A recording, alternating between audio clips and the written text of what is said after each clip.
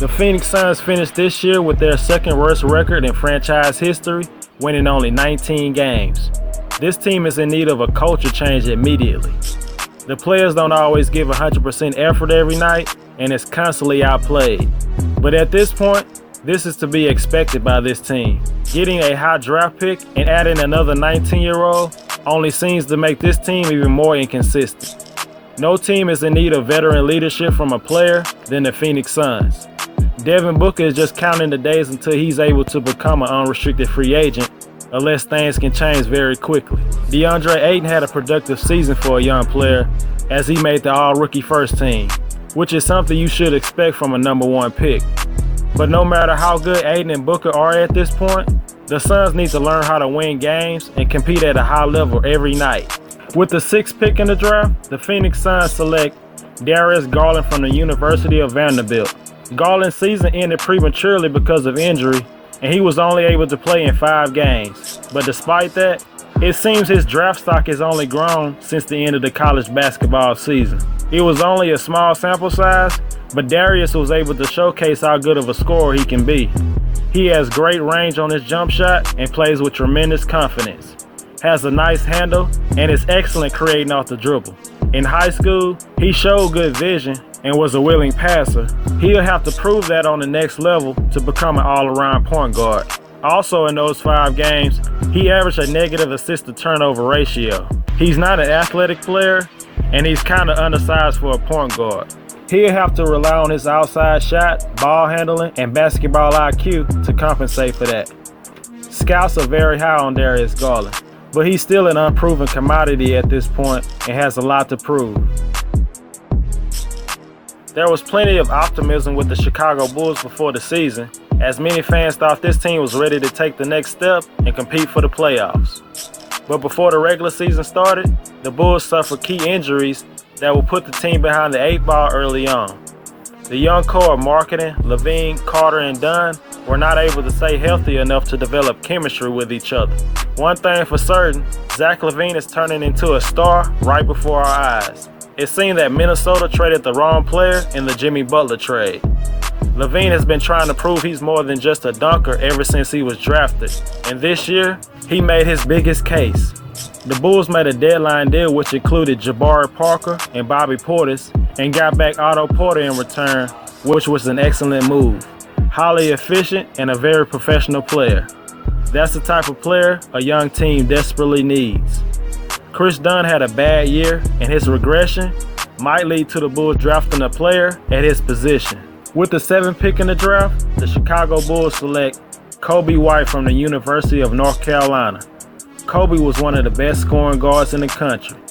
He has an impressive offensive skill set, scoring over 30 points on 3 separate occasions for the Tar Heels as a freshman. He has great size for a lead guard at around 6'5", and has the quickness, speed, and handles to score from anywhere on the court. Kobe is extremely difficult to contain off the dribble, as his speed puts a lot of pressure on his defenders, and he has a deadly pull-up game if you give him too much space. He is most known for getting buckets, but showed great improvement as a decision maker and played well throughout the year running the offense for head coach Roy Williams. Becoming a consistent defensive player is something he needs to work on going forward. He has plenty of great qualities to succeed in the NBA. For a lot of teams, winning 29 games would definitely be a disappointment. But for a team that was in the first year of a full rebuild, this was an encouraging year for the Atlanta Hawks. There are plenty of reasons why fans should be excited about the future of this team. Last year's 5th overall pick, Trae Young, looks like he's going to be a bona fide star in this league. After a rough shooting start to the season, he stayed the course and improved throughout the year. The sky's the limit for Trae Young. Other players like John Collins and rookie Kevin Huerter prove that they're also important pieces to the future of this team. Even though they won't be picking in the top 5, they have 2 top 10 picks that can only boost their progression, and in the next couple of years, they could be a serious problem in the NBA. With the 8th pick in the draft, the Atlanta Hawks select Cam Reddish from Duke University. His talent suggests he should be in the discussion for a top 3 pick, but his inconsistency suggests you should proceed with caution. Reddish displays a silky smooth offensive game to go along with his great size and length for the position. There were times at Duke where he showed off an impressive NBA move, which had you wondering if he was the most talented prospect in the draft. But no other prospect that could be drafted in the lottery had a more inconsistent season than Cam Reddish, from taking bad shots to not giving great effort. There are plenty of reasons to talk yourself out of drafting this guy, but his role on the team maybe had a bad effect on his game throughout the season. It can't be easy going from a top recruit to the third option on the team. I believe Cam Reddish is the biggest boom and bust prospect in the draft. And for a team that has 2 top 10 picks, I feel that the Hawks are the perfect team to take that risk. The Washington Wizards were one of the most disappointing teams in the NBA. Given the talent on the team at the start of the season, there was no reason for this team to be struggling to stay above 500 the whole year. John Wall suffered 2 major injuries this season, one on the court and one off the court. And there's even a chance that he could miss the entire year next season. The problem with the Wizards was not offense, it was defense. They were 29th in defensive rating and 28th in points allowed. They gave up about 11 more points per game than they did the year before. Thomas Bryant was surprisingly productive this season and proved he could contribute in this league. And also rookie Troy Brown showed flashes of his potential, and he could be a major piece for this team in the future. He just needs to get more minutes. But Bradley Beal's progression as a player is a reason to be hopeful for the franchise. Beal set career highs in points, rebounds, assists, steals, and free throw attempts. He actually played all 82 games for the second straight year, which is rare these days. After trading Otto Porter and Jeff Green and Trevor Ariza becoming free agents, there are big holes at both forward spots. With the 9th pick in the draft, the Washington Wizards select Rui Hachimura from Gonzaga University. Rui's size and versatility is what makes him such an intriguing prospect. He has made such big strides in his offensive game from the time he stepped on campus till his junior year. He showed off his mid-range jump shot this past season and was efficient in that area. And at times you wanted him to be more confident and take those shots more often.